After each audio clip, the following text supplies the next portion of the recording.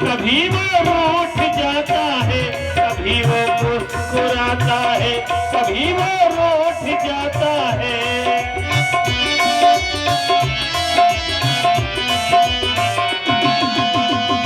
कभी वो मुस्कुराता है, कभी वो रूठ जाता है।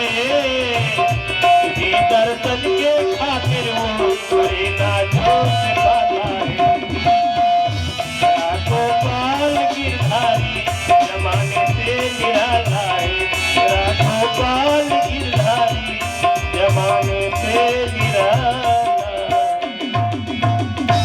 प्रेम से बोल बाल कृष्ण लाल की जय। नंद बाबा बेचारे ठुमका मार मार करके नाच रहे हैं और तब भी उनको गोपियां अंदर नहीं जाने दे रही। नंद बाबा को ठुमका मार कर नाचते भय जब देखा, उनके ही एक मित्र जो बहुत बड़ा सा मटका लिए दही का भरे हुए चले आ रहे थे नंद बाबा को भेंट करने के लिए। अपने मित्र को जब नाचते भय देखा तो उनसे बर्दाश्त नहीं हुआ, हमारी ही नजरिया को न लग जाए नंद बाबा को ही, तो सीधे मटका नंद बाबा के ऊपर ही पूरा उड़ेल दिया। 20 लीटर दही महाराज नंद बाबा के ऊपर उड़ेल दिया। नंद बाबा मुंह पोंछते भय बोले, क्यों रे दाढ़ी के, तूने करा धरा पूरा श्रृंगार सब मट्टी में मिला दिया।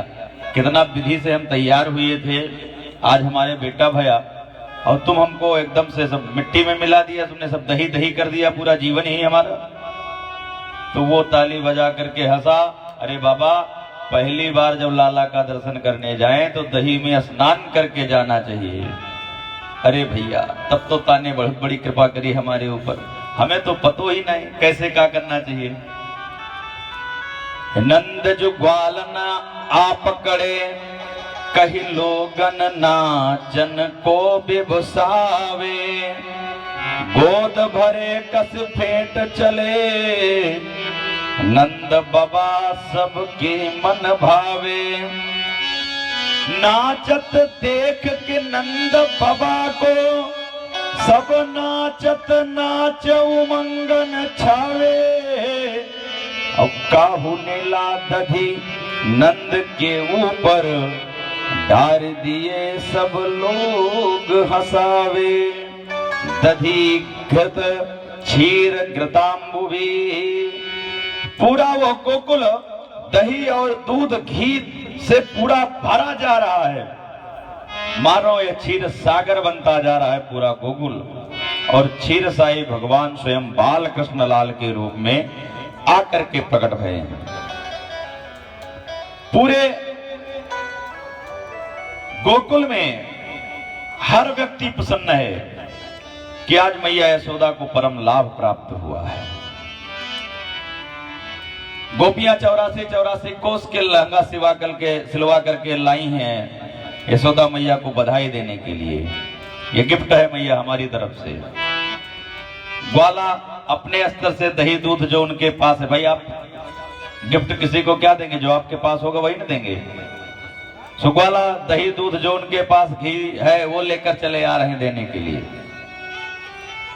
तहा आसीसा प्रयुंजानास चरहितम पाही तबालके है। सुखदेव बाबा राजा परीक्षित से कह रहे हैं, गोपियां उस बाल कृष्ण लाल को आशीर्वाद क्या दे रही हो सुनिया। तहा आसीसा प्रयुंजाना, हे मैया वो गोपियां आशीर्वाद दे रही लाला को, हे मैया तेरा लाला बड़ा होवे जल्दी से और बड़ा होकर के हम गोपियन की रक्षा करे। क्या आशीर्वाद दे रही हैं, शब्द शैली सुनिएगा। तहा आसीसा प्रयुंजानास आश्चर्यम पाही तबालके, जल्दी से आपका ये लाला बड़ा हो जाए और बड़ा होकर के हम गोपियन की रक्षा करेगा। शब्द शैली देखिएगा, ये आशीर्वाद दे रही गोपियां, मानो सबको पता है कि ये साक्षात नारायण ही है। नंदो महामनोस्तेभ्याम वासो लंकार गोधनम सूतमागध बंदीभ्यम एन्ने विद्योपजीविना। सारे सूत मागध बंदीजन किन्नर आदि नंद बाबा के दरवाजे पर खड़े हैं अपना अपना नेग लेने के लिए। और नंद बाबा भी उदार मना होकर के सब कुछ लुटाए जा रहे हैं, कुछ नहीं रखना है। काहे के लिए धन संपत्ति कमाई जाती है, यही लाने तो कमाई जाती है। आज सब कुछ नंद बाबा लुटा दे रहे हैं। उस सूत मागध बंदीजन जब आ करके बधाइयां गाते हैं नंद बाबा के दरवाजे पर, जो हाथ लगता है नंद बाबा वही दान दे देते हैं। सब लौट रहे हैं। वही बंदीजन आपस में विचार करते हुए जा रहे हैं कि देख, मैं कितना बढ़िया सुंदर पीतल का लोटा, पीतल की थाली, बताइए हम गए थे नंद बाबा के यहाँ, हमने जैसे ही बधाई गाई नंद बाबा ने अपने हाथ से लुटा दिया सब। दूसरा कह रहा है दाढ़ी की, खाली पीतल में ही तो प्रसन्न है। देख हमारे ताई हम चांदी के लाठी लोटा, चांदी के थाली लिए घूम रहे हैं, चांदी के आभूषण हमारे पास हैं। तो भैया ये कहाँ बट रहे? तो 4 नंबर गेट पर तो यही बट रहे हैं। अब वो अपना दुर्भाग्य मना रहे, हम 3 नंबर से ही कहे चले आए। तो उसने वहीं का वहीं फेंक दी और दौड़ा भैया 4 नंबर गेट पर गया, वहां से लेकर आया। बहुत खुश है कि महाराज देखो हम चांदी की थाली, चांदी की लोटा और चांदी के आभूषण लिए आ रहे हैं। दूसरा मिला का दाढ़ी के तू चांदी में इतना प्रसन्न घूम रहा है, देख हमारे पास सोने के लोटा, सोने के थाली है, सोने के देखो दिव्याति दिव्य आभूषण है। तो महाराज ये कहाँ बट रहे? 7 नंबर गेट पर यही बट रहे हैं। आहा, उसने वहां का वहां वैसे चांदी का फेंक दिया। इसको लादे का हेड हुए जब सोने का मिल रहा है। अब सोने का लेकर आया, बहुत प्रसन्न, बहुत हमारे समान कोई धनवान अब है ही नहीं है। और फिर अपना बखान गा रहा है, देखो हमसे कितनी बड़ी भूल हो गई थी कि हम पीतल लिए भागे जा रहे थे, तो चांदी वाला पता चला, चांदी लिए भागे जा रहे थे, सोने वाला पता चला, और ये अपना सौभाग्य की सराहना कर ही रहा था, तब तक दूसरा मिल गया कि क्या भाई गा रहे हो? मैंने कहा देखो सोने के कितने अच्छे अच्छे नंद बाबा ने गिफ्ट दिए हैं भैया, हमको नेक दिए हैं, तो सोने में इतना प्रसन्न है। देख हमारे पास तो हीरे चढ़े हुए जवाहरात एकदम हम लिए घूम रहे हैं, तो ये कहाँ बट रहे हैं? अरे भैया 12 नंबर दरवाजे पे यही बट रहे हैं। अरे सब के सब वहीं फेंक दिया, सोने के भी लोटा थारी सब, और जाकर के 12 नंबर दरवाजे से लूट मार रहा है। सुखदेव बाबा राजा परीक्षित से कहते हैं कि पूरे गोकुल में वो पीतल, सोना, चांदी, हीरे, जवाहरात ऐसे बिखरे हुए हैं कि जैसे लग रहा है रमः क्रीडम भूनृपाः। रमा मतलब साक्षात लक्ष्मी जी, साक्षात लक्ष्मी ही जी मानो पूरे गोकुल में नृत्य कर रही हो, रमः क्रीडन खेल रही हैं। और कितना स्वच्छ उदाहरण देते हैं सुखदेव बाबा, जो उदाहरण भी देते हैं वो कितना सारगर्भित है। लक्ष्मी जी स्वयं पूरे गोकुल में क्रीड़ा कर रही हैं और लक्ष्मीपति आराम से विराजमान हैं यशोदा मैया की गोदी में। रोहिणी चा महाभागः नंद गोपभितानंदितः व्यचरस् दिव्यासवासः अहस्कंसाश भूषिताः। भगवान श्री कृष्ण के पैदा होने की इतनी दिव्याति दिव्य खुशियां मनाई गई, इतनी बधाइयां गाई गई कि कैसे 6 महीने बीत गए उन गोपी ग्वालों को पता ही नहीं चला कि कब वो महीना आया और कब चला गया। सब इतना उमंग में भरे हुए हैं, इतनी खुशियां मना रहे हैं, लोगों को पता ही नहीं चल रहा है कि कब महीना आता है कब बीत जाता है। एक दिन अचानक नंद बाबा को ध्यान आया कि हम हर वर्ष कंस को कर दिया करें। नंद बाबा छोटे राजा थे एक गांव विशेष के, तो नंद बाबा अपने प्रधान राजा को कर दिया करते थे, टैक्स। तो नंद बाबा ने कहा अब की बार हमने टैक्स दिया नहीं है और पता नहीं क्या होगा, तो इसलिए तुम लोग भैया खुशियां मनाओ। खुशियां मनाने में तो हम किसी को रोक सकते नहीं है, तुम लोग खुशियां मनाओ और हमारे गोकुल की रक्षा करना। और हम जा रहे हैं कंस को अभी टैक्स देकर हाल ही चले आ रहे हैं, जल्दी से आते हैं। गोपी ग्वालों ने उनको रोका भी नहीं। उधर कंस को देवी जी बता गई थी कि तुम्हारे मारने वाला कहीं ना कहीं पैदा हो गया है। सो राक्षसों को कंस भी लगा चुका है कि हाल के बालक जो पैदा भय मिले उनको तुरंत निपटा दो। नंद बाबा गए मथुरा और भगवान की मौसी आ गई गोकुल, पूतना।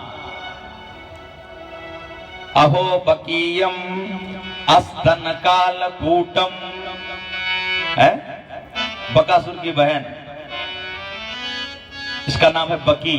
कहीं कहीं पर अन्य शास्त्रों में बकी भी संबोधन किया गया है, जो बकासुर की बहन है इसीलिए उसका नाम बकी है। अहो बकीयम अस्तन कालकूटम, अपने स्तन में कालकूट विष लगा करके वो पूतना आ गई गोकुल। नंद बाबा गए हैं कर देने, टैक्स देने कंस को, और जैसे नंद बाबा गए तैसे बकी आ गई। अहो बकीयम अस्तन कालकूटम जिंघांसयः, किस लिए आई है? जिंघांसयः, मार देने, हंतुम इच्छा, मार देने की इच्छा से आई है। जिंघांसयः, लेकिन वो देख रही है कि इतना बड़ा यहाँ पर उत्सव चल रहा है, हम घुसे कैसे, प्रवेश कैसे करें, कैसे पहचानेंगे कि कृष्ण कन्हैया कौन है। अब हमारा नाम तो है पूतना, और यहाँ पर हमें लग रहा है काहू को पूत भयो है। पूत मतलब पुत्र, संतान, संतान को ही पूत कहो कहे, और हमारा नाम है पूतना, और हम ऐसी खुशियां कैसे देख सकते हैं? हमें तो लग रहा है यहाँ किसी को पूत भयो है, और हमारा नाम है पूतना, यानी पूत नहीं रहना चाहिए हमारे सामने। तो हम तो जरूर नुकसान पहुंचाएंगे, लेकिन इस वेशभूषा में जाएंगे तब तो बड़ा गड़बड़ हो जाएगा, बहुत परेशानी हो जाएगी। तो उसने तुरंत क्या किया? अपना स्वरूप बदल दिया, तुरंत एक सुंदरी बनकर तैयार हो गई। सुखदेव बाबा राजा परीक्षित से कहते हैं मानो साक्षात श्री यानी लक्ष्मी जी ही स्वयं प्रकट हो गई हो, ऐसा स्वरूप पूतना ने बनाया।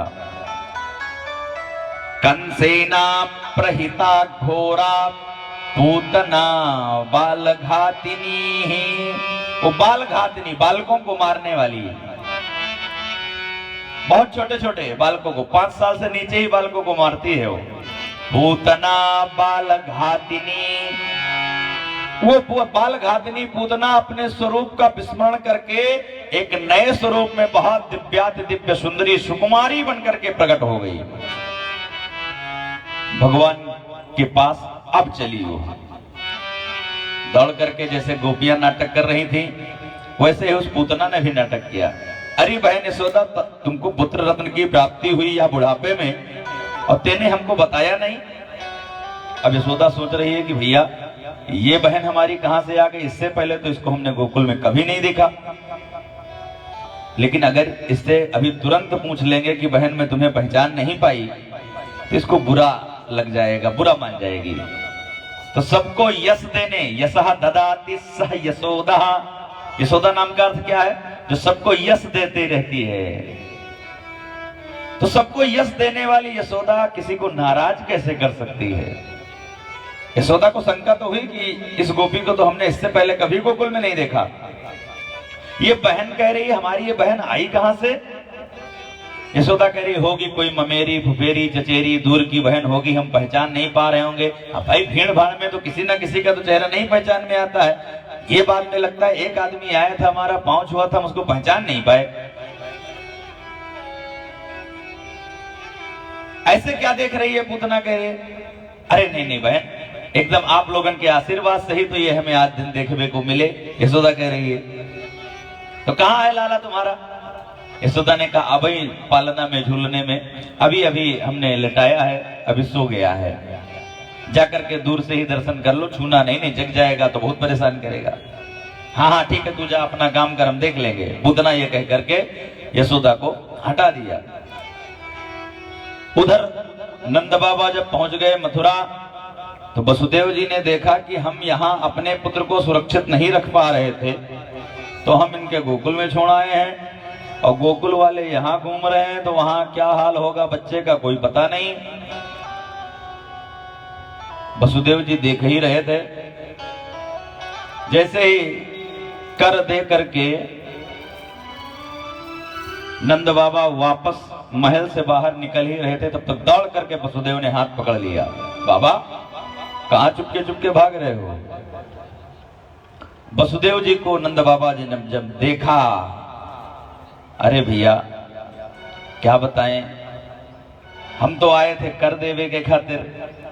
अरे बाबा, कर तो देने आए थे, वर्ष में एक ही बार आप मथुरा आते हो, हमें पता है, लेकिन ये बताइए कि केवल कर ही देने आए थे या और कोई खुशी है? नंद बाबा कह रहे हैं कि भैया खुशी तो है, या बुढ़ापे में आप लोगन के आशीर्वाद से पुत्र तो प्राप्त भयो है, लेकिन बाबा वसुदेव जी, हम ये सुख आपके साथ नहीं सम्मिलित करना होना चाहते हैं।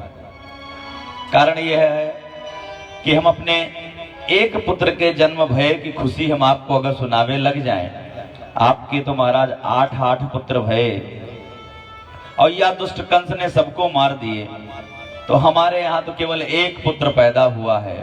तो इसलिए हम नहीं चाहते हैं कि आपके 8 पुत्र मृत्यु का शोक में हम आकर के अपना एक पुत्र के सुख की चर्चा करें, इसलिए हमने नहीं आपको बताई, और कोई बात नहीं भैया, बुरा न मान जाइयो भाई। वसुदेव जी ने कहा चलो भाई, ये तो बहुत अच्छी बात है, मित्र होए तो ऐसे ही हो, चाहे 4 दिन पाछे होए। भाई मित्रता का यही गुण ही है कि अपना दुख अपने मित्र को, बहुत बड़ा दुख हो तो कण के समान बताना चाहिए, और मित्र का दुख अगर कण के समान भी आपको पता चल जाए तो उसको पहाड़ के समान जान करके उस पर आपको चर्चा करनी चाहिए, उस मित्र को वहां से निकाल लेना चाहिए। बाबा आपने मित्रता का पूरा कार्य किया, लेकिन मैं भी बहुत बड़ा पक्का ज्योतिषी हूं बाबा। आपके गोकुल पर आजकल समस्याएं बहुत मंडरा रही हैं, बहुत बड़ा उत्पात गोकुल में होने वाला है, इसलिए अब इधर उधर मन मत लगाइए और सीधे भाग करके गोकुल जाइए। जैसे ही ये बात नंद बाबा ने सुनी तो नंद बाबा के कान खड़े हो गए कि वसुदेव ने आज तक जीवन में कभी झूठ नहीं बोले, और वसुदेव अगर ये आशंका जता रहा है तो होगा कुछ न कुछ गड़बड़। सो नंद बाबा मथुरा से भागे गोकुल के लिए, और यहाँ पर भगवान की मौसी तो पहले से तैयार थी, पालना के पास पहुंच भी गई। भगवान ने जैसे अपनी मौसी को आते भय देखा पूतना को, तैसे ही दोनों आंखें बंद कर ली।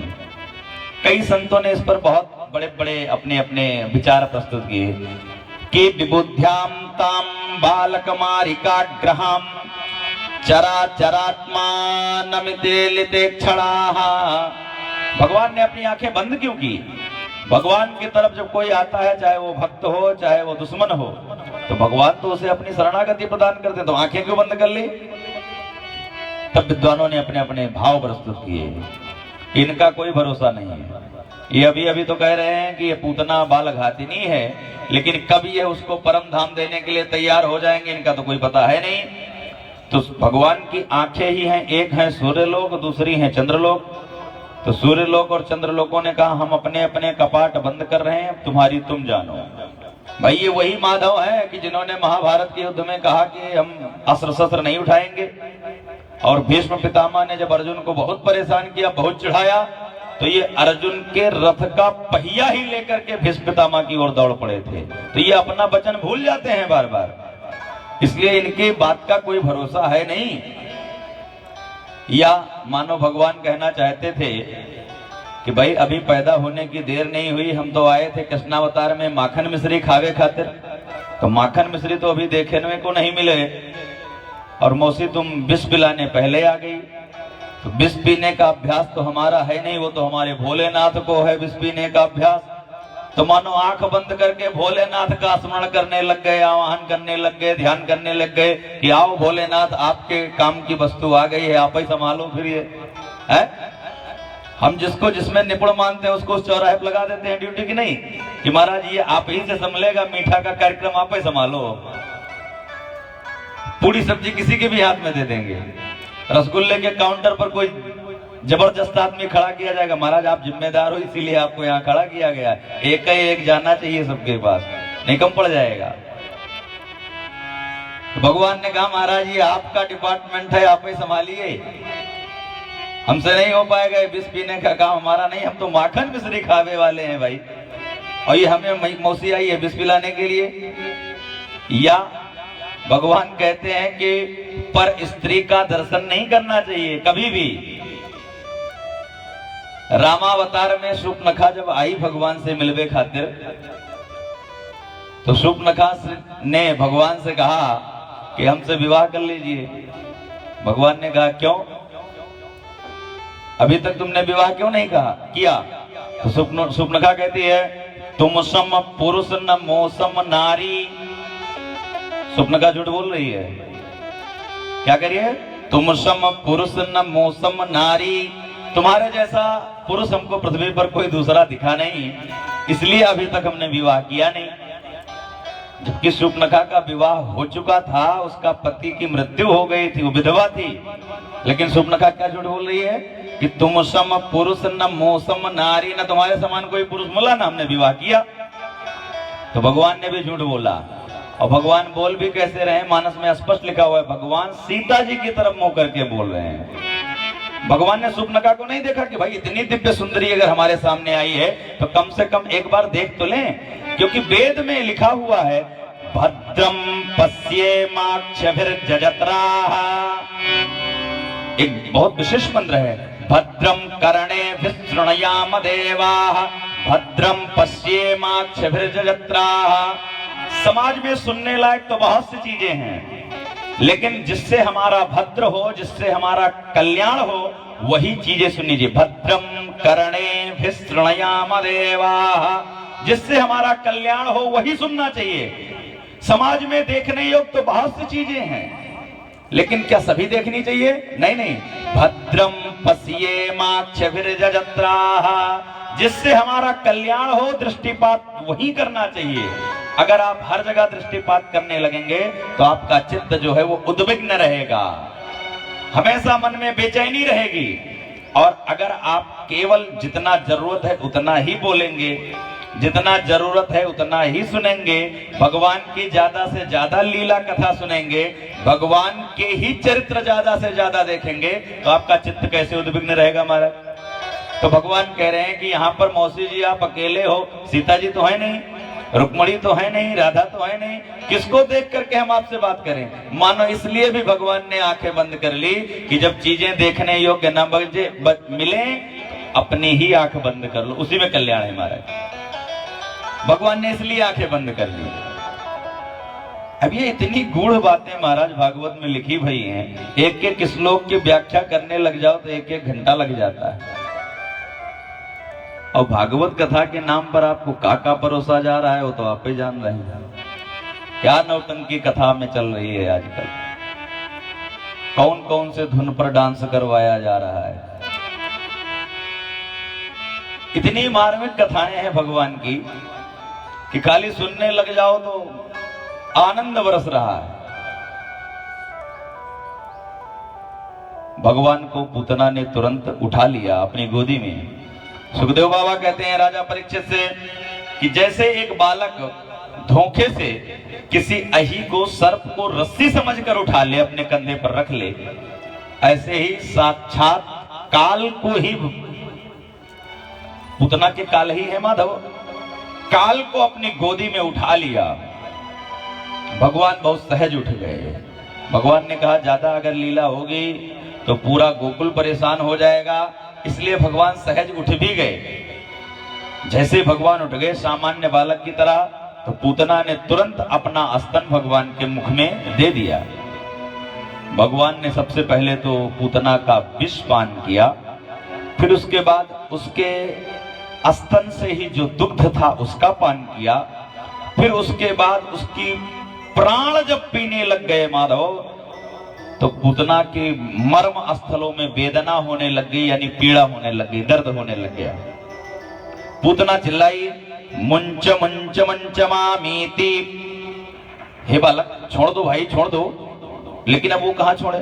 भगवान मानो कहना चाहते हैं कि हम पहले तो आसानी से किसी को पकड़ते नहीं हैं, और एक बार किसी को अगर पकड़ लेते हैं तो चाहे जितना प्रयत्न कर लो महाराज, फिर हम छोड़ते नहीं हैं। अगर आपको नवग्रह परेशान करा रहे हो तो आप ब्राह्मणों को बैठा करके जाप करवा दीजिए, तो हो सकता है उनकी पीड़ा कुछ कमजोर पड़ जाए, उनका दर्द कुछ कम हो जाए। लेकिन कृष्ण ग्रह ग्रहीतात्मा, अगर कृष्ण नामक ग्रह आपको लग गया तो जब तक आपके प्राण नहीं निकल जाएंगे तब तक वो आपको छोड़ने वाला नहीं है। ऐसा कृष्ण ग्रह लगता है।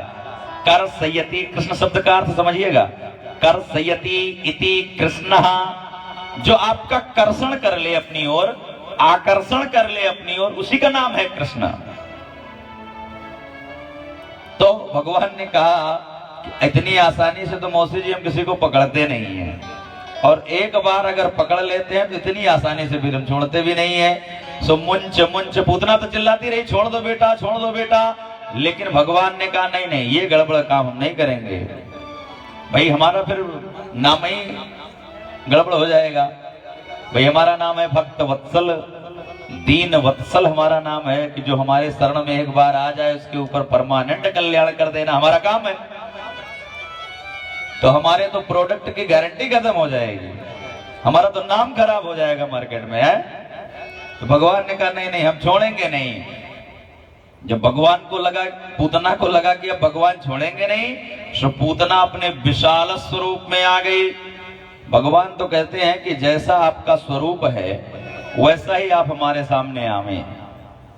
ऐसा ना हो कि आपके मन में श्रद्धा है नहीं, आपके मन में भक्ति है नहीं, भाव है नहीं, और जबरदस्ती आप भगवा पहने टहल रहे हैं, और जबरदस्ती आप भगवा रमा रहे हैं, या अपने आप को संत बनाने का प्रयास कर रहे हैं। और ऐसे भक्तिहीन, ऐसे ही श्रद्धाहीन मनुष्य जब भगवा पहनकर डोलने लग गए, तो आपने भी देखा है कि कितने लोग ऐसे जो भगवा पहन के डोल रहे थे वो जेल में सड़ रहे हैं फिर है? संत के वेश में जो घूम रहे थे, उनका जब समय आ गया, उनकी भक्ति और श्रद्धा गायब हो गई हृदय से, और उनसे अनैतिक कर्म जब बन पड़े तो सब जेल में सड़ रहे हैं महाराज।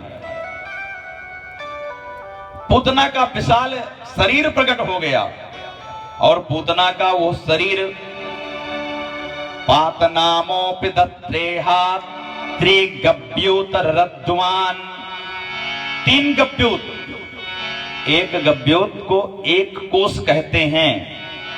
अब 1 कोस में अलग अलग लोकाचार के हिसाब से अलग अलग किलोमीटर होते हैं। हम सामान्य स्थिति बता रहे हैं कि 1 कोस में लगभग 2.25 किलोमीटर होता है। ये सामान्य, कहीं कहीं पर 3 माना जाता है, कहीं कहीं पर 2.5 माना जाता है, मतलब 3 के अंदर ही माना जाता है कुल मिला के, 2 से ऊपर और 3 से कम 1 कोस में। और सुखदेव बाबा क्या कहते हैं, त्रिगभ्यूत, यानी 3 कोस का इतना विशाल काय शरीर पूतना का प्रकट भया, और पूतना भगवान को स्तन पान कराते कराते गोविंदाय नमो नमः, पूतना का प्राण ही उस प्राण हरता माधव ने हरण कर लिया। अब जब पूतना का शरीर विशाल काय उस गोकुल में गिरा, बड़ा घनघोर शब्द हुआ। अब 3 कोस का जिसका शरीर हो महाराज, तो कितने पेड़ पौधे, घर द्वार, मकान ढह गए होंगे, आप सोच लीजिए जरा। इतना घनघोर शब्द हुआ। यशोदा मैया पालने की ओर दौड़ी तो कृष्ण कन्हैया वहां नजर नहीं आया। पूरे गोकुल में कृष्ण कन्हैया को खोजा गया, कृष्ण कन्हैया कहीं मिले नहीं। एक ग्वाला ने कहा कि वो पूतना का जो शरीर पड़ा है उस पर कुछ छटपटाहट हो रही है। महाराज सीढ़ी लगा करके पूतना पर चढ़ा गया, तब जाकर के माधव मिले, इतना विशाल उसका शरीर था। गोविंद को उतार करके लाया गया, यशोदा मैया ने स्तनपान कराया, बच्चा दूध पी रहा है। मैया को लगा कि कछु स्वस्थ है। जब बालक दूध पीने लग जाए तो मैया को लगता है कि नहीं नहीं बालक स्वस्थ है। जब दूध पीना बंद कर दे तब अस्वस्थ मानती है मैया। गैया के पूंछ से झाड़ा दिया मैया ने, गौमूत्र से स्नान कराया, गोबर से पंचगव्य से स्नान कराया। इतने में नंद बाबा आ गए। नंद बाबा आए, पूरा गोकुल सन्नाटे में तब्दील हो गया, बदल गया। नंद बाबा सबसे सब कुछ पूछ रहे हैं, कोई कुछ बता ही नहीं रहा है। क्या हो गया भाई? किसी तरह ग्वालों ने हिम्मत किया, महाराज आप चले गए उधर टैक्स देने मथुरा, और यहां हम लोग अकेले फंस गए। पता नहीं किसके बीच में यह पूतना कब आ गई, किसी को पता ही नहीं चला महाराज। ये तो जब लेकर कृष्ण कन्हैया को भागी, पता नहीं कैसे चौखट में पैर फंस गया, क्या हुआ और ये कैसे गिर गई, वो मरी पड़ी है महाराज। देखो रास्ता भी बंद कर दिया मथुरा और गोकुल का। दूसरा कह रहा है कि अगर ये लेकर भागी होती तो ये मुंह के भल नहीं गिरती, तो ये उतान कैसे गिरी, इसका मुंह ऊपर कैसे है, पेट ऊपर कैसे है इसका। सब दिमाग लगा रहे हैं, कहो कि पल्ले कछु नहीं पड़ रहा है कि ये कहां से आए होगी, वो कैसे गिरी होगी, वो कैसे मरी होगी। नंद बाबा ने कहा आज तो मुझे पक्को विश्वास हो गए हो भैया कि वसुदेव एक नंबर का ज्योतिषी है। उसने तो हमसे मथुरा में बता दिया था कि जल्दी जल्दी आप गोकुल पहुंचिए, वहां पर बहुत बड़ी विपदा आने वाली है। हम तो आए नहीं पाए, विपदा पहले आ गई, लेकिन हम भी कोई भगवान के भक्त से कम नहीं हैं। जब से मथुरा से चले हैं तब से माला सटकाए रहे हैं, हे हनुमान जी महाराज हमारे गोकुल की रक्षा करिए, हे श्रीमन नारायण भगवान हमारे गोकुल की रक्षा करिए। सो हनुमान जी महाराज ये पूतना लेके भाग रही होगी हमारे माधव को, और आकर के हनुमान जी ने एक धमुकरा धर दिए होगे, सो राण मर गई पूतना, कछु नहीं हुआ, हनुमान जी ने मार दिया। और सब ने नंद बाबा के हाँ में हाँ मिला दिया, हाँ हनुमान जी ने ही मारा होगा। नंद बाबा ने कहा सारे ग्वालों से कि अपने अपने घर से लेकर कुल्हाड़ी फरसा आ जाओ। सब लेकर कुल्हाड़ी फरसा आ गए और पूतना का एक एक हाथ अलग काटा, दूसरा हाथ अलग काटा, पैर अलग। अब इतने बड़े शरीर का महाराज अंतिम संस्कार किया कैसे जाए। तो सब उसका हाथ पांव काट करके और उसके गिरने से ही जितने वृक्ष टूट फूट गए थे उन्हीं वृक्षों के उसके ऊपर लाद दिया और सीधे आग लगा दी। तो दह्यमान सुदेहस्या धूपश्चा गुरु सौरभा, जैसे ही पूतना के शरीर में आग लगाई गई तैसे ही एक बहुत अच्छी सुगंध, धूप जैसी, जैसे धूप जला दिया जाए तो सुगंध मनमोहक आती है, वैसे ही एक दिव्य सुगंध पूरे गोकुल वासियों को सूंघने को मिला। ये बात जैसे ही सुखदेव बाबा ने कहा तैसे ही परीक्षित ने रोका, महाराज थोड़ा एक शंका समाधान और। क्या महाराज, ये पूतना लोक बालघ्नी राक्षसी रुधिरासनहा। भाई अगर हो सकता है पूतना स्वयं गलत रही हो तो इसका खानदान ऊंचा रहा हो, चलो स्वयं गलत है खानदान भी गलत है तो इसका खान पान कछु अच्छा हो। तो कह रहे नहीं, पूतना लोक बालघ्नी, ये तो बालकों को ही मारती घूमती रहती है। राक्षसी ही, राक्षस कुल में, इसका कुल भी नहीं अच्छा है, स्वयं भी नहीं अच्छी है। रुधिरासनहा, इसका खान पान भी नहीं अच्छा है, जिन बालकों का मारती है उन्हीं का खून पी जाती है। रुधिरासनाहा, जब ये इतनी नालायक है, इतनी दुष्ट है, इतनी भ्रष्ट है, तो इसके मरने पर ये इतनी सुगंध कहां से आई। तब सुखदेव बाबा ने राजा परीक्षित को बताया, अरे भाई जो भगवान को गोदी में लेकर अपना प्राण त्यागी हो, भगवान ने जिसके शरीर से जिसका स्तनपान किया हो, भगवान का जूठा है उसका स्तन जिस समय वो मरी है, भगवान की जिह्वा, भगवान का मुख उसमें लग चुका है, साधारण स्त्री है पूतना। जब भगवान से उच्चिष्ट है उसका शरीर, जूठा है भगवान से ही, तो भगवान के ही तो चरणों में गई। और ये तो प्रमाण भी मिला है कि अहो बकीयम मस्तल कालकूटम जिंघांसयः यद मारितयोक्तिमीप्तवान। वो जिंघांसया के जरूर आई थी, लेकिन भगवान ने उसको धात्रियोचित गति दी। जो मैया यशोदा को 100 साल बाद गति मिली, वो पूतना को भगवान ने केवल मार करके दे दिया। तब परीक्षित के शंका का समाधान हुआ। न जाने कौन से गुण पर दयानिधि रीझ जाते हैं, कब कृपा हो जाएगी, कैसे कृपा हो जाएगी, कोई नहीं कह सकता। इदमित्थम कहीं नहीं लिखा हुआ है, कहां कृपा होगी, कैसे होगी, कोई बता ही नहीं सकता।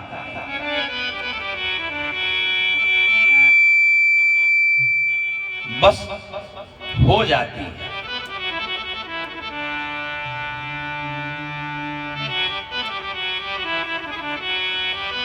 ये दयालु दया करो, दयालु दया करो,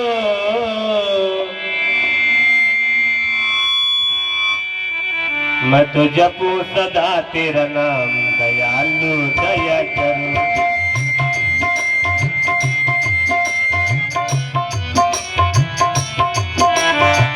जपू सदा तेरा नाम, दयालु दया करो।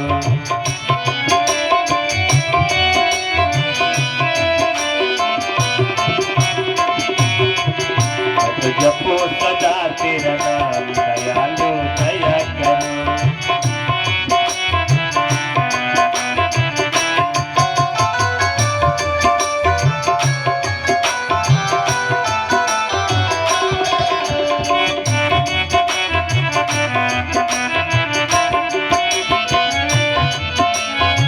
द्वार खड़े हैं भक्ति तुम्हारे, द्वार खड़े हैं भक्ति तुम्हारी, अपनी दया से खोलो द्वारे, अपनी दया के खोलो द्वारे। पूर्ण हो सब काम, दयालु दया करो, पूर्ण हो सब काम, दयालु दया करो। दयालु दया करो, दयालु दया करो, जपू सदा तेरा नाम, दयालु दया करो।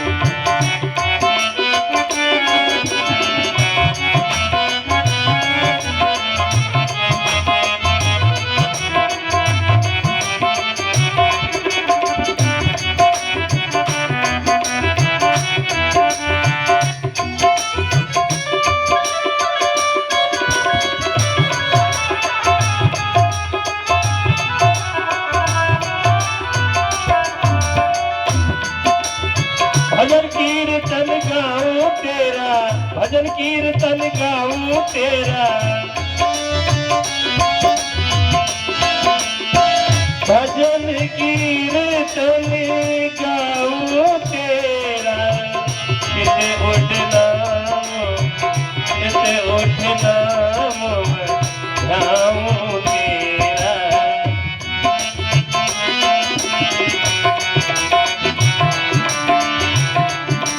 कृष्ण कृष्ण श्री राम, दयालु दया करो।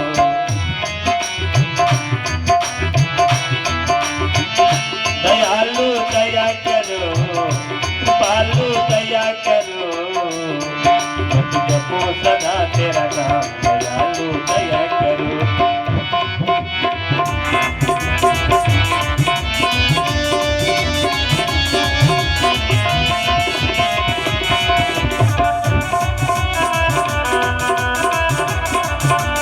जपो सदा तेरा नाम, दयालु दया करो, दयालु दया करो, दयालु दया। प्रेम से बोलो भक्त वत्सल भगवान की जय। याये तदपूतना मोक्षम कृष्णस्यार्भकमद्भुतम् क्षिणोध्याख्यामयो मृत्यो गोविंद लभते रतिम। सुखदेव बाबा राजा परीक्षित से कहते हैं कि यह पूतना मोक्ष की जो कथा सुनता है उसके जीवन में जितने भी पाप ताप संताप हैं वो सदा के लिए नष्ट हो जाते हैं और उसकी भगवान के चरणों में रति होती है, गति होती है। पूतना उद्धार की कथा, माधव की कथा श्री सुखदेव बाबा ने राजा परीक्षित को सुनाई। मैया यशोदा तो किसी ना किसी बहाने उत्सव मनाना ही चाहती है क्योंकि इतने दिन बाद उसको बेटा हुआ है। एक दिन मैया ने देखा कि लाला ने अचानक करवट बदल लिया। पैदा होते ही बालक थोड़ी करवट बदलने लगते। मैया ने देख लिया कि लाला ने करवट बदला है, सो मैया ने तुरंत नाई को बुलाया और कहा लगा दो पूरे गांव में दुहाई। नाई ने कहा काहे बात की दुहाई लगाएं? तो मैया ने कहा कि बता देना करवट बदलने का बुलौआ है और क्या आप कहोगे। तो नाई ने पूरे गांव में दुहाई लगा दी कि भैया करवट बदलवे का बुलौआ आया है मैया यशोदा की तरफ से। सारी गोपियां सज धज करके बढ़िया सुंदर लहंगा फरिया पहन करके आ गई सब यशोदा मैया के पास। यशोदा मैया को बधाई दे रहे हैं, मैया करवट बदलवे का आपके बेटा को बधाई हो भाई बधाई। मैया कह रही है थोड़ा शोर कम करो बहनों, अभी अभी थपकी मार करके लाला को अभी अभी सुलाया है, अब ज्यादा शोर करोगी तो जग नहीं जाएगा। तो गोपियों ने कहा कि फिर हमको बलौआ ही काहे भेजा, अब हम आए हैं तो कुछ गीत संगीत नाच गाना कुछ ना कुछ तो होगा ही, हमको बलौआ जो दिया है। तो मैया ने कहा कि रुक जाओ भाई, आंगन खाली करें तब ये सब काम करो। सो बाहर मैया को एक बैलगाड़ी खड़ी भई दिख गई। सो आंगन के जितने माट मटकी थे सब उस बैलगाड़ी के ऊपर रख दिए। अगर जिसने जिसने बैलगाड़ी देखी होगी तो आगे का हिस्सा जब बैलगाड़ी का रख देते हैं जमीन पर तो पीछे का हिस्सा अपने आप उठ जाता है। तो पीछे से मैया ले गई, उसी में झूला को और लटका दिया कन्हैया के साथ। अब आंगन में पूरा धूम मच गया, सारी गोपियां ठुमका मार मार करके नाचने लगी और खूब बधाई के गीत गाने लग गई। कन्हैया की अचानक नींद खुली, देख रहे हैं कि हम बैलगाड़ी में लटक रहे हैं, तो ये गीत संगीत कहाँ बज रहे हैं, ये तो हमारे ही आंगन में बज रहे हैं। कहने धन्य हो महाराज, जिसके खातिर गीत गब रहे हैं, जिसके कारण गीत गाए जा रहे हैं, वो तो बैलगाड़ी में लटक रहे हैं, तो गीत वहां काहे लाने गाए जा रहे हैं। फिर तो कन्हैया ने जोर जोर से रोना चिल्लाना प्रारंभ किया। इतने में कंस का भेजा हुआ एक सकट नाम का राक्षस आकर के कन्हैया के उसी ऊपर माट मटकी में बैठ गया। कन्हैया ने कहा कि हम इतना रो रहे हैं चिल्ला रहे हैं, सब इतना गाने नाचने में मस्त है, हमारी तरफ कोई ध्यान ही नहीं दे रहा है। सो कन्हैया ने एक लात मारी उस बैलगाड़ी में, सो बैलगाड़ी सो आकाश में उड़ गई। बहुत तेज से आवाज हुई धमाक से, तो यशोदा मैया दौड़ करके बाहर आ गई। बैलगाड़ी में जामे लाला को सुलाया था वो तो उड़ गई आकाश में। झूला अलग डोलता भया नजर आया। सो झूला में से जाकर के गोविंद को निकाला, गोविंद को देखा कि स्वस्थ मालूम चल रहे हैं कि नहीं चल रहे हैं। गोविंद को देखा स्वस्थ हैं। वहां बाल खड़े हुए बाल गोपाल जो खेल रहे थे बालक, उनको बुलाया कि भैया गाय साण कछु इधर से निकलो नहीं। से अचानक कैसे ये बैलगाड़ी उड़ गई। एक छोरा ने आकर के बताया कि मैया मैंने देखा कि आप लोग वहां गीत संगीत में व्यस्त थी, नाचने गाने में व्यस्त थी, तो आपका लाला रोने लग गया था। मैं आना ही चाहता था आपको बताने के लिए, बुलाने के लिए कि इतने में इसने अपना एक लात मारा, बैलगाड़ी में से उड़ गया, उड़ गई बैलगाड़ी। मैया ने उस लाला को डांटा कि तू भांग वांग पी के आया है क्या, ये छोटा सा लाला अभी झूला पालना में सो रहा है, इसके लात मारने से गाड़ी उड़ जाएगी। मैया ने वो लाख कसम खा खा करके सफाई दे रहा है कि नहीं मैया मैंने अपनी आंखों से देखा है। मैया उसकी एक भी बात नहीं मान रही है। उचुराभ्ययस्मतीन गोपान गोपिश्चा बालनाः रुदिरात्तेन पादेन क्षिप्त में तन्न संशया। संशय बराबर बना का बना रह गया और मैया ने उस बालक की बात को माना नहीं। मैया ने ब्राह्मणों को बुलाया, लाला का संकल्प करवाया, दान करवाया, उतारा करवाया कि महाराज हमारे लाला जब से पैदा भया है इस गोकुल में तब से कछु न कछु रोज एक न एक विपत्ति आ ही जाती रहती है। तो कुछ ब्राह्मण देवता को अलाय बलाय हो तो दान उतारा करके दे दे, तो हो सकता है हमारा लाला स्वस्थ रहने लग जाए। एक दिन मैया खूब उछाल उछाल करके अपने लाला को खिला रही थी, हवा में उछालती थी और गोदी लेती थी हवा, और जैसे मैया उछालना बंद कर दे तैसे माधव रोने लग जाए। मैया के हाथ दुखने लग गए कि कितनी देर तक उछालते रह जाएंगे। सो मैया ने तुरंत एक तरीका समझा कि मैया ने तुरंत लाला को स्तनपान कराने लग गई। मैया बैठ करके स्तनपान करा रही थी, लाला स्तनपान कर रहे थे। इतने में माधव ने देखा कि तृणावर्त नाम का दैत्य जो हवा में ही तृण के समान उड़ता है, तृण मतलब घास के समान, उसको कंस ने भेजा है। सो माधव ने सोचा कि मामा जी ने बढ़िया उड़न खटोला भेजा है, अभी आते हम गोकुल तो टहल ही लेंगे, और मैया दूध पिला रही है, ये हमको उतार नहीं रही है। सो माधव ने क्या किया कि गरी माणम शिशोर वोढ़ु साये से गिर कूटवत भूमौ निधाय तम गोपी विस्मिता भार पीड़िता। माधव ने अपना वजन बढ़ाना प्रारंभ किया। अब उस गोपी शब्द यहां पर यशोदा के लिए प्रयोग किया गया। अब यशोदा को लगा कि ये इस लाला का इतना वजन क्यों बढ़ता जा रहा है अचानक। अभी तो यह लाला को मैं खूब उछाल उछाल करके आकाश में खिला रही थी, ये इतना हल्का था, और अचानक गरियमाणम, इतना वजन कैसे होता जा रहा है। उसको विस्मय होने लगा। तो अचानक ध्यान आया, जो इतने देर से इसको दूध जो पिला रही है, इसीलिए इसका वजन बढ़ गया होगा, इसीलिए ये इतना भारी हो रहा है। मैया को विस्मरण हो गया। कोई भगवत्ता का बोध ही नहीं है वहां पर, केवल वात्सल्यता यशोदा मैया ने कूट कूट करके कृष्ण लीला में भर दी है। कहीं पर यशोदा मैया ने भगवत्ता का दर्शन नहीं किया है, जबकि हर प्रसंग में भगवत्ता दिख रही है स्पष्ट, लेकिन मैया वात्सल्यता ही केवल देख रही है। मैया कह रही इतनी देर से दूध जो मैं पिला रहा हूं इसलिए भारी हो गया होगा। अब थोड़ी देर आंगन में छोड़ देंगे, अब ये डोल लेगा इधर उधर, तो इसका दूध थोड़ा पच जाएगा, हाथ पैर इधर उधर मारेगा तो दूध पच जाएगा, तब इसको गोदी लेंगे। और ये सोच करके मैया अपना गृह कार्य निपटाने लग गई। और इतने में तृणावर्त को मिल गया चांस, और दौड़ करके आया, वो कन्हैया को मार झपट्टा उड़ा ले गया साथ में। भगवान भी उड़ते भाई उसके साथ जा रहे हैं। एक चक्कर तो उसने पूरा गोकुल का मारा। भगवान कह रहे हैं ये श्रीदामा का घर है, ये मधुमंगल का घर है, ये ललिता का घर है, ये विशाखा का घर है। भगवान अभी जोड़ ही रहे थे, कितने सखी हैं हमारे पास, कितने दोस्त हैं, कितने मित्र हैं। इतने में जब वो तृणावर्त मथुरा की ओर भागा, तब भगवान ने वहां भी अपना वजन बढ़ाया। और तस्मात् चरिंछांथम पतितम शिलायाम, अपना वजन बढ़ाया जब, तो तृणावर्त ने सोचा कि एक बालक का इतना वजन तो नहीं हो सकता।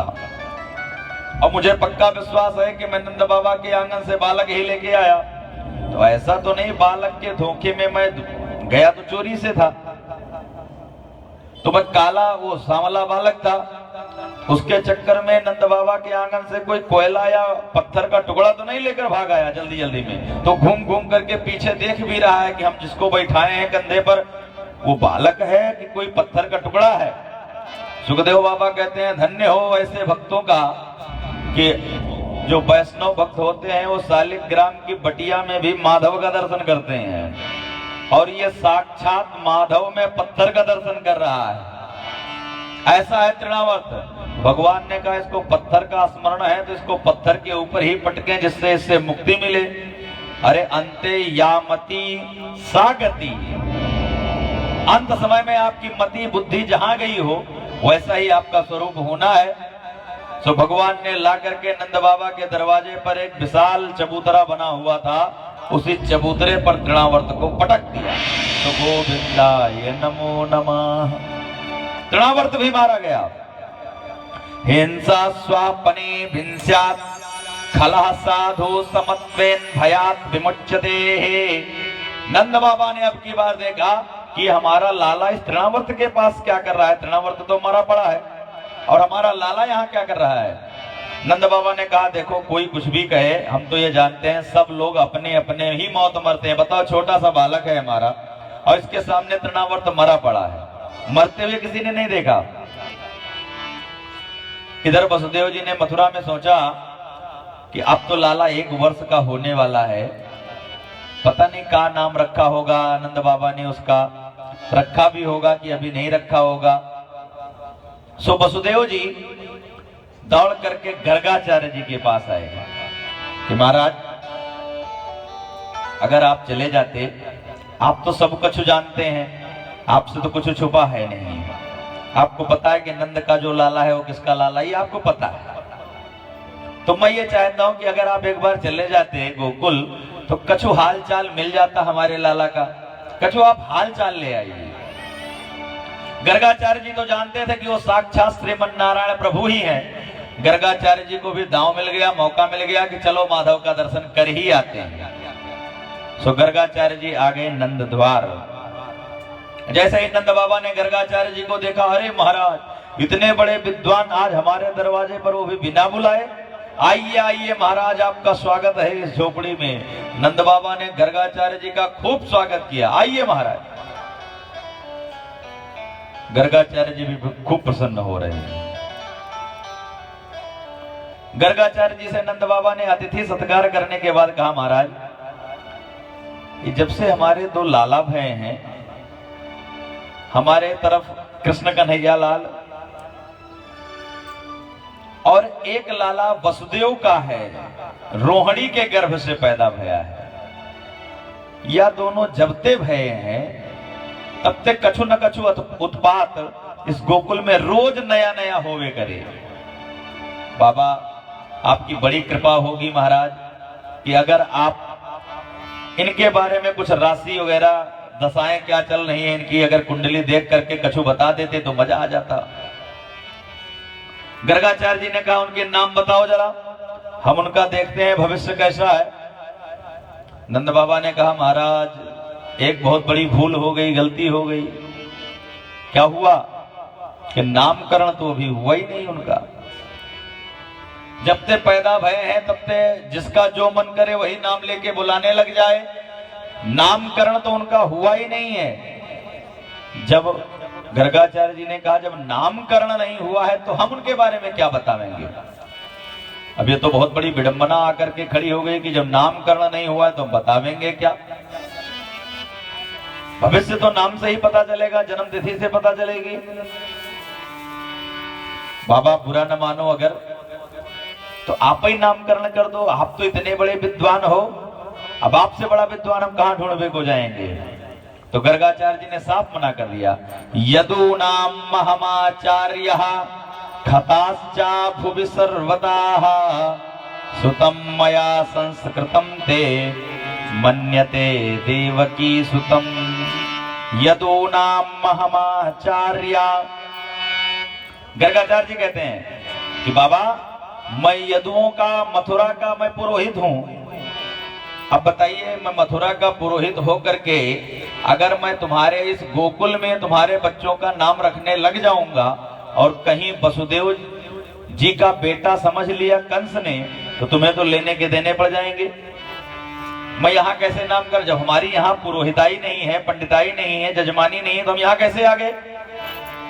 और कंस वैसे भी सकी है। अगर यह बात कंस को पता चल जाएगी, क्योंकि तुम्हारा जब कर्मठ बदलने में भी तुम्हें उत्सव मनाना होता है, तो तुम्हारे यहाँ नामकरण होगा तो कितना गीत संगीत गवेंगे भैया। और यह बात कहां तक पहुंचेगी, और मथुरा तक तो पहुंच ही जाएगी। और मथुरा पहुंचेगी तो कंस को कितना बुरा लग जाएगा कि हमारे आचार्य होकर के ये इधर उधर भटक रहे हैं, तो बात गड़बड़ा जाएगी। इसलिए हम तुम्हारा नामकरण नहीं कर सकते। नंद बाबा ने कहा कि बाबा अगर आप नामकरण करने को कहें तो हम कानों किसी को भनक, पड़ोसी को भी नहीं लगने देंगे। आप पड़ोसी कह रहे हो महाराज, हम अपने भाई उपनंद को भी नहीं बताएंगे। आप नामकरण तो करो। आप उत्सव की कह रहे हो, हम अपने सगे भाई बहन से नहीं बताएंगे। गर्गाचार्य जी ने कहा, हाँ इस तरीके से नामकरण करवाना हो तो हम कर देंगे। कहाँ नामकरण होगा। नंद बाबा ने कहा, बाबा तब तो गौशाला में चलो, वहीं अकेले एक जगह है जहां गैया रहती है, वहां तो कोई आता जाता है नहीं, तो वहीं चलो, वहीं नामकरण करते हैं। नंद बाबा लेकर गए, गर्गाचार्य जी को गौशाला में बैठा दिए और दौड़ करके घर आए और यशोदा मैया से कहा कि रोहिणी से भी कह दो तैयार हो जाए और तुम भी तैयार होकर के बच्चों को लेकर के आओ। बहुत बड़े आचार्य आए हैं मथुरा से, सो हम बालकों के नामकरण करेंगे। यशोदा मैया ने जैसे सुना, अरे या पंडित गर्गाचार्य के तो हमने बहुत बड़ा नाम सुन रखो है भैया। आज रोहिणी इसकी परीक्षा लेना है कि ये पक्को पंडित है कि खड़िया पंडित है कुछ जानकारी इसके पास कि बिल्कुल डुप्लीकेट है। सो यशोदा मैया अपने लाला को रोहिणी मैया अपने लाला को तैयार की तो रास्ते में यशोदा मैया ने बलराम को ले लिया, दाऊ दादा को हाथ में ले लिया, और रोहिणी मैया ने हमारे लाला को ले लिया, बाल गोपाल को ले लिया। आकर के जैसे ही गर्गाचार्य जी के चरणों में यशोदा मैया ने प्रणाम किया, पीछे से रोहिणी मैया ने भी प्रणाम किया। जैसे ही भगवान का दर्शन हुआ गर्गाचार्य जी को तो धैर्यम धिनोति ममकम पयते शरीरम, पूरा शरीर कंपायमान हो गया गर्गाचार्य जी का। अरे महाराज, जिस आंखों के दर्शन, इतना सुंदर स्वरूप, जिस माधव के दर्शन के हेतु ये आंखें लालायित थीं, आज वो माधव हमारे सामने। हम कितने सौभाग्यशाली हैं कि उस माधव का अपनी आंखों से दर्शन कर रहे हैं। ये सोच करके तो मानो गर्गाचार्य की समाधि सी लग गई। गर्गाचार्य जी समाधिस्थ हो गए। माधव का केवल एक बार दर्शन पा करके गर्गाचार्य जी ठहर गए, सहम गए, स्तब्ध हो गए। गर्गाचार्य जी देवकी मैया के जो बेटा है देवकी नंदन, वो आज रोहिणी के गर्भ में है, रोहिणी के हाथ में है। रोहिणी के हाथ में उन माधव का दर्शन करके गर्गाचार्य जी की समाधि लगी। अब यशोदा मैया और रोहिणी मैया सोच रही हैं कि ये कोई नाम सोच रहे होंगे, इसलिए आंख बंद करके बैठे हैं। एकदम सर गर्गाचार्य जी समाधिस्थ हैं, कुछ बोले नहीं रहे, न हिल रहे, न डुल रहे। जब घंटों बीत गया तो यशोदा ने रोहिणी से कहा, यार हमने इसका तो बहुत बड़ा नाम सुन रखा था, इस पंडित का, गर्गाचार्य का। ये इतनी देर से आंख बंद करके किस सोच में डूब गया, कहां चला गया? रोहिणी मैया ने कहा, हमें तो लग रहा है इसकी सांसों नहीं चल रही। यशोदा मैया ने कहा, अरे बाबा, तुम्हें हमारा ही गौशाला मिला हुआ था, अरे तुम्हें मरना ही था, कहीं और जाके मरते, तुम यहां आकर के काहे मर गए? इतना कहकर यशोदा मैया ने बहुत जोर से पांव पकड़ करके हिलाया, सो तुरंत चेतना आई और तुरंत गर्गाचार्य जी, हाँ मैया क्या कह रही थी? अरे बाबा, आप नाम धरवे खातिर बैठे थे, यहाँ नाम रखने आप आए थे, कहां चले गए? सो गर्गाचार्य जी ने कहा, मैया तुम नाम रखबे को कह रही हो, हम तो अपनों नाम भूल गए, जो जानते भी थे वो भी इसको देख करके। अरे बाबा कृपा करो, इन बालकों का नामकरण करो, इनकी कुछ कुंडली देखो, जब से ये पैदा भय हैं तब से कछु न कछु उत्पात होते रहो। अब बाबा तुम इस तरीके से बात करोगे तो हम लोग कहां जाएंगे? अच्छा, आयम ही रोहिणी पुत्र। मैया ये अदला बदली कैसी दिख रही है?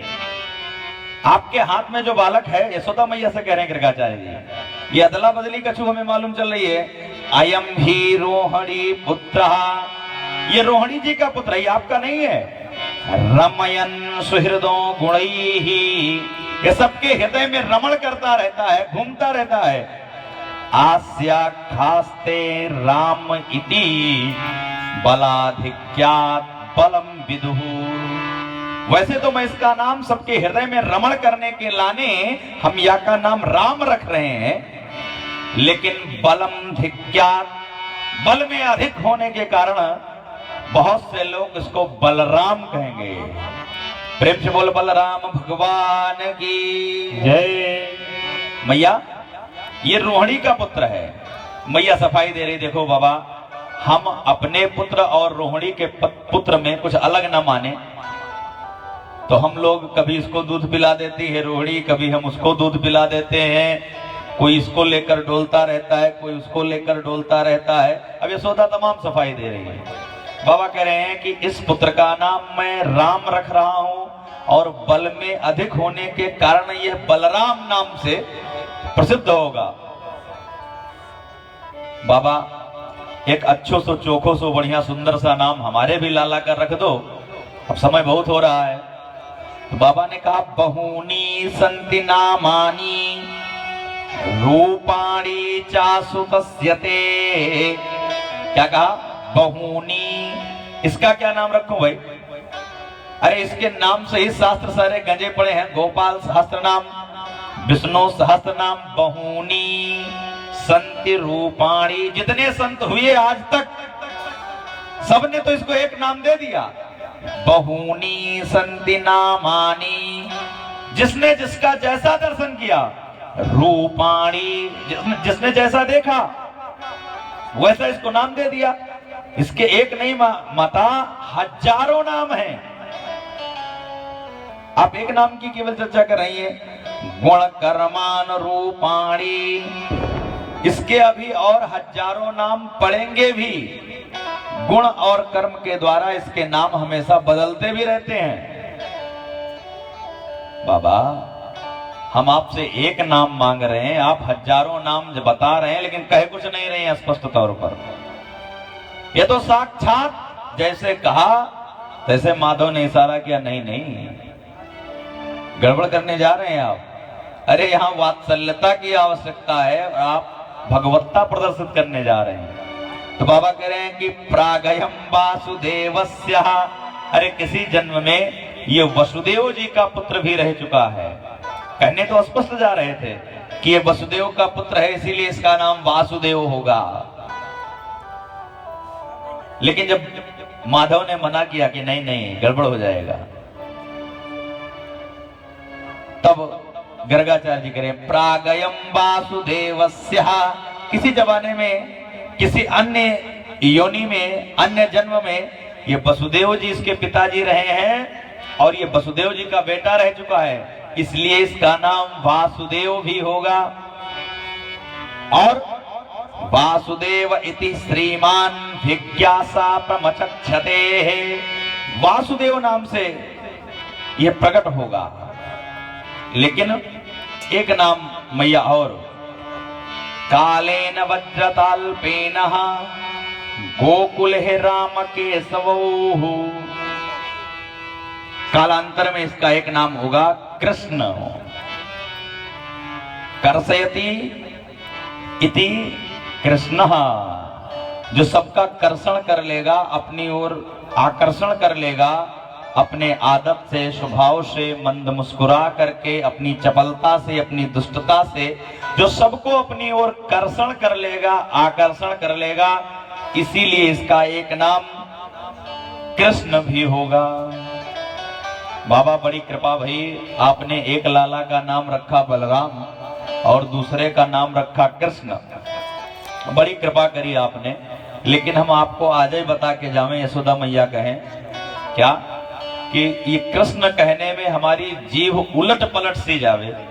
हम बार बार कृष्ण कहां से कहेंगे इसको। तो हम एक का नाम रख रहे हैं कनुआ और दूसरे का नाम रख रहे हैं बलुआ।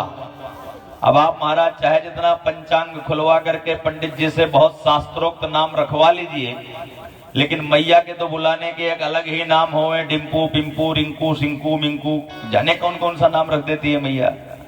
अब उसका क्या अर्थ होगा मैया को इससे पता नहीं है, लेकिन मैया तो नाम रख देती है। नाम बिगाड़ने में मैया का सबसे ज्यादा हाथ होता है।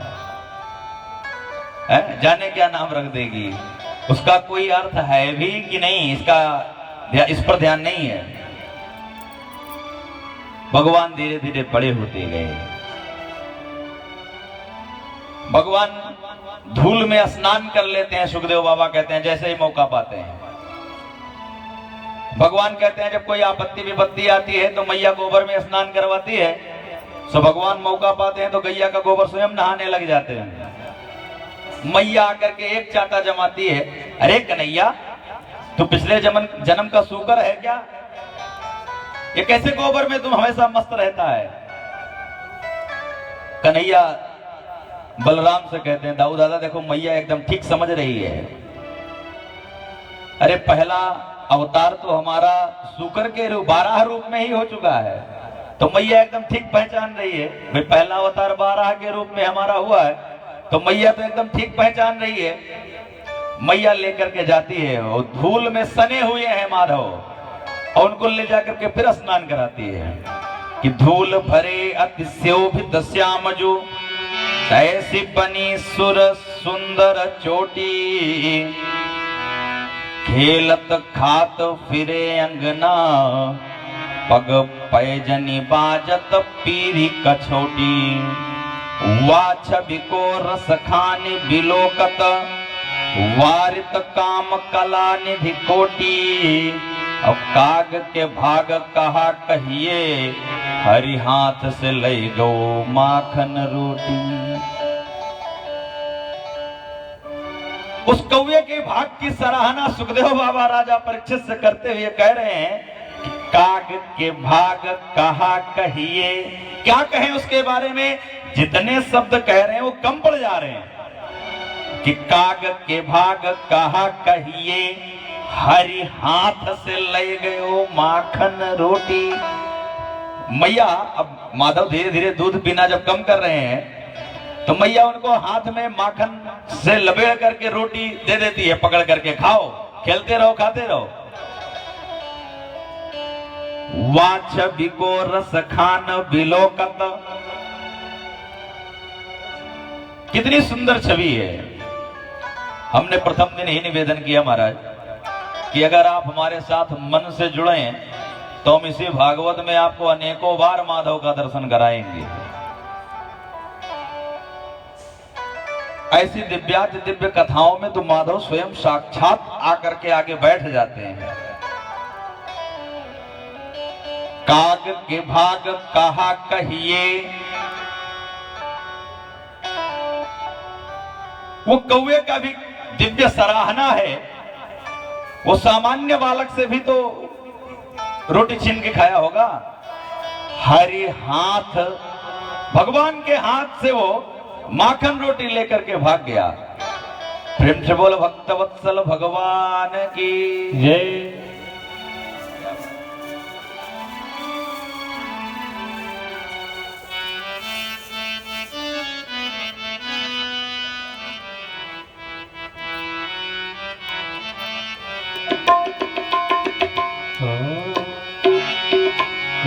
कहने से तरी जाएगा, पार भव से उतर जाएगा।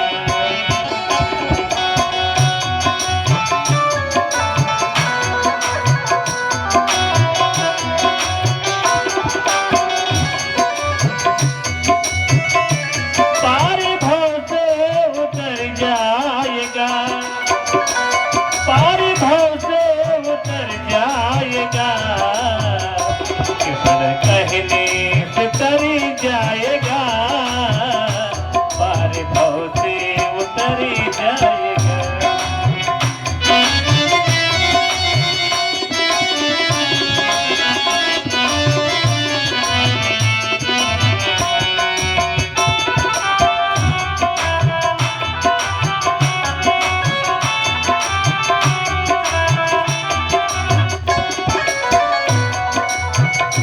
होगी घर घर में चर्चा तेरी, होगी घर घर में चर्चा तेरी।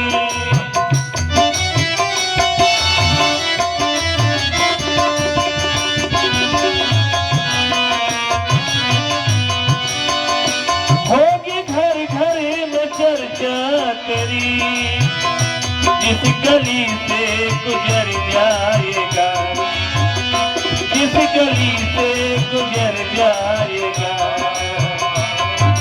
कहने से तरी जाएगा, पार भव से उतरी जाएगा।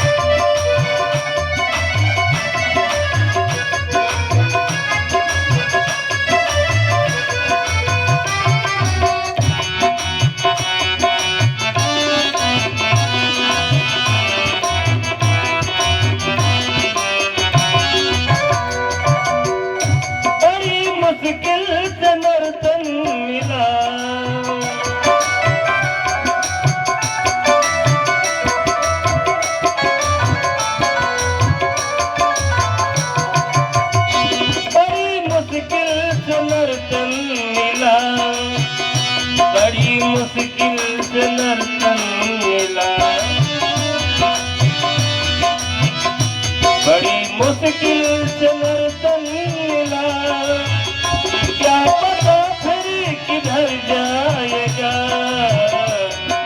कहने से तर जाएगा, पार भव से उतर जाएगा, कहने से तर जाएगा, पार भव से उतर जाएगा।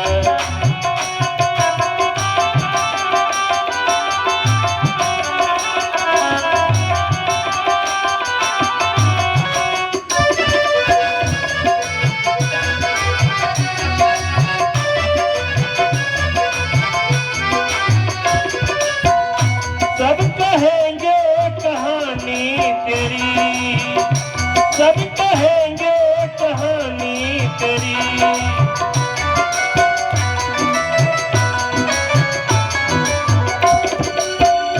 सब कहेंगे कहानी तेरी, काम ऐसा जो कर जाएगा, दूसरे कहने से कर जाएगा, पार भव से उतर जाएगा, दूसरे कहने से तर जाएगा, पार भव से उतर जाएगा।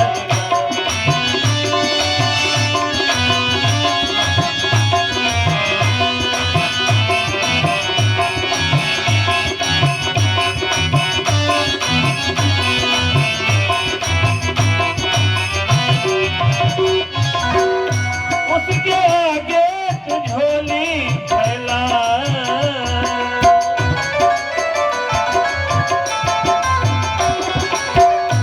उसके आगे तू झोली फैला, दाता झोली को भर जाएगा, दाता झोली को भर जाएगा, दूसरे कहने से तर जाएगा, पार भव से दूसरे कहने से तर जाएगा, पार भव से उतर जाएगा, दूसरे कहने से तर जाएगा, पार भव से उतर जाएगा, पार भव से उतर जाएगा, पार भव से उतर जाएगा।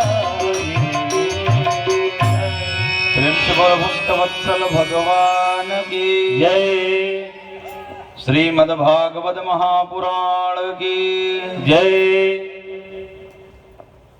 बड़े भैया हमारे आसू बाबा आज पधारे और भैया ने बताया कि आपका निमंत्रण विशेष नहीं मिला था, लेकिन आपके स्टेटस में हमने देखा कि कथा कहाँ चल रही है, सो हमने गूगल में लगाया और वहीं से चले आए सीधे। आप राम कथा वक्ता भी हैं, भगवान राम जी की दिव्याति दिव्य कथाएं आप लोगों को सुनाते हैं और यहीं आपका आवास भी है लक्ष्मणपुरी में ही, और हम लोगों पर बड़ा स्नेह भी रखते हैं। अब स्नेह ना होता तो यहाँ बुलाने पर तो लोग आ नहीं रहे, कुर्सियां खाली पड़ी हैं और ठंडी के कारण भैया केवल विशेष नहीं,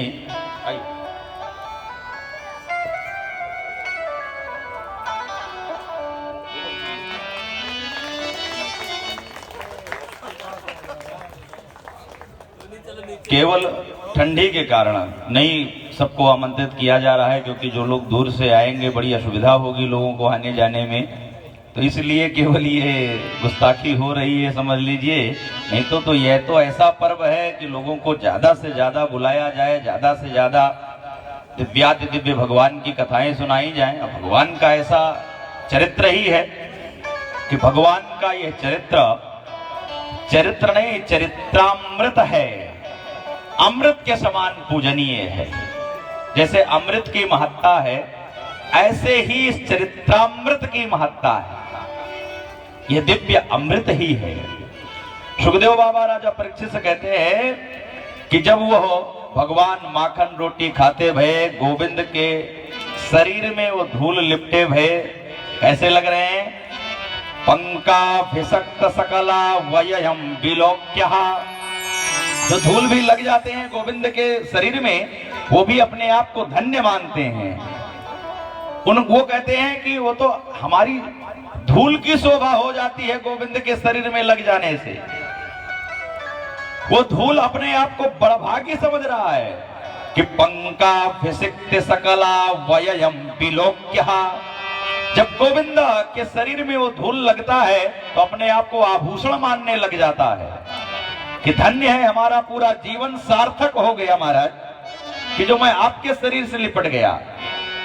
भगवान ने कहा कि माखन रोटी तो हमने खूब खा ली, ब्रज की यह मृदा भी, मिट्टियां भी हम खा लेते हैं मौका पड़ने पर, लेकिन अभी हम केवल देहरी के अंदर हैं, बाहर भी दौड़ मारनी चाहिए। तो भगवान ने बाहर भी दौड़ प्रारंभ किए, फर्राटा भरने लग गए। क्यों न ब्रज बामाओं का भी हम मनोरथ अब सिद्ध करें ना, वहां भी चले। तो इसके बाद भगवान ने माखन चोरी लीला करी।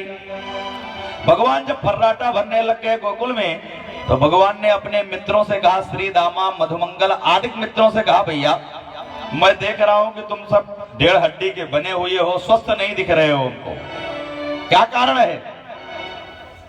सारे मित्रों ने बताया, तुम लोग कुछ दूध दही नहीं खाते हो क्या, माखन मिश्री नहीं खाते हो? सारे मित्रों ने कहा कि भैया क्या करें, घर में दूध दही खूब माखन मिश्री होता है, लेकिन मैया ले जा करके मथुरा में बेच आती है, इसलिए हम लोगों को नहीं मिल पाता है। अभी भगवान ने कहा, भैया मेहनत करें हम गोकुल के ग्वाला और माखन मिश्री खावें मथुरा के ग्वाला, ऐसे कैसे हो पाएगा? जब मेहनत हम कर रहे हैं तो माखन मिश्री भी हम ही खाएंगे। अगर सही से खाने को नहीं मिलेगा तो हम इसकी चोरी करेंगे।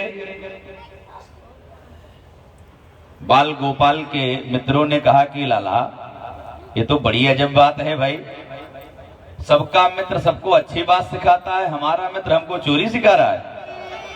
भगवान ने कहा जब आसानी से नहीं मिलेगी चीजें तो हम छीन लेंगे, चोरी करना ही पड़ेगा। आज सब लोग अपने अपने घर में चोरी प्रारंभ करो। कुछ आ गए बातों में तो सबने अपने अपने घर में चोरी करी।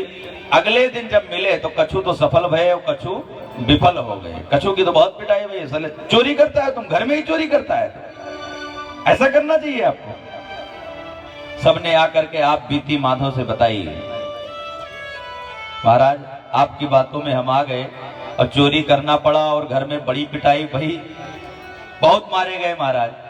भगवान ने कहा नहीं नहीं ऐसे थोड़ी होता है, हम तुमको सिखाएंगे चोरी। भगवान ने एक मंडल बनाया, मंडली, तो भगवान ने उसका नाम दिया बाल गोपाल चौर विद्या प्रचार मंडल, और कहा सब लोग इसी में भर्ती हो जाओ और हम तुम्हें चोरी कैसे करना है ये सिखाएंगे। और सब चोरों के सरदार माधव अध्यक्ष जी स्वयं बन गए और सबको अब चोरी विद्या सिखाने लग गए, माखन चोरी कैसे करना है। कभी भी किसी के यहाँ जिन ब्रज मामाओं को दर्शन देना होता था, माधव उन्हीं के यहाँ पहुंच जाते थे। जितनी देर मन किया उतनी देर उसके यहाँ का माखन खाए, और आते समय जिस मटकी में वो माखन रखा हुआ है उसको जमीन में फोड़ करके और आते थे। बंदरों की तरह सूंघते थे, अरे पता नहीं कितने दिनों को माखन रख रखो है घर में, सड़ गया है, इसको फेंक नहीं दे रहे हैं। गोपियां अभी भी सड़ा सड़ा के उसी में रख रही हैं। जितनी देर मन करे उतनी देर खाएं और उसके बाद सूंघे और फेंक दें।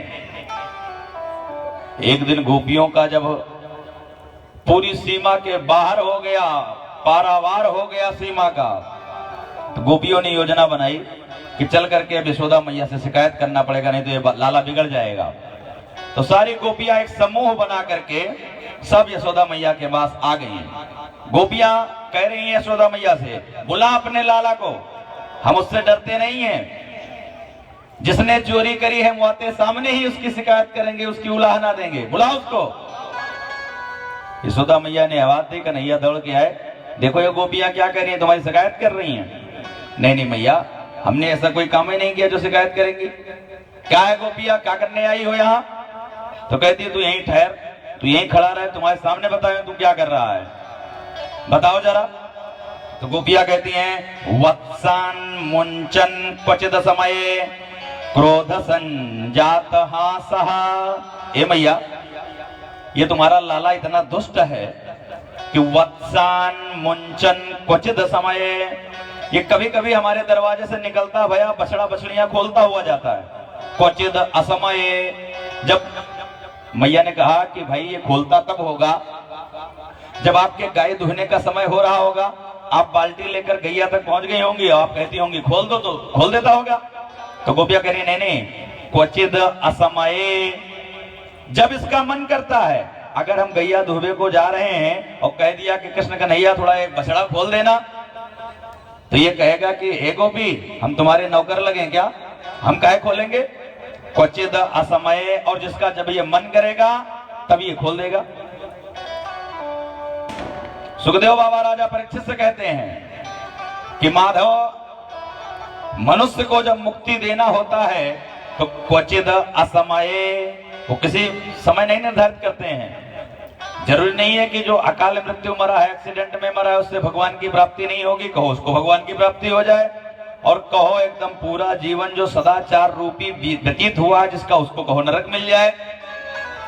कब किसके साथ क्या करना है तो माधव जानते हैं।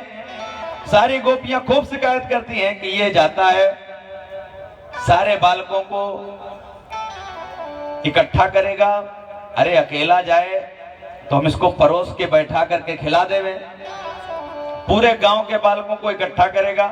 मैया ने कहा भैया तो अपना वो माखन मिश्री थोड़ा ऊंचा रखा करो, काहे ये पकड़ लेता है, अभी तो छोटा सा है।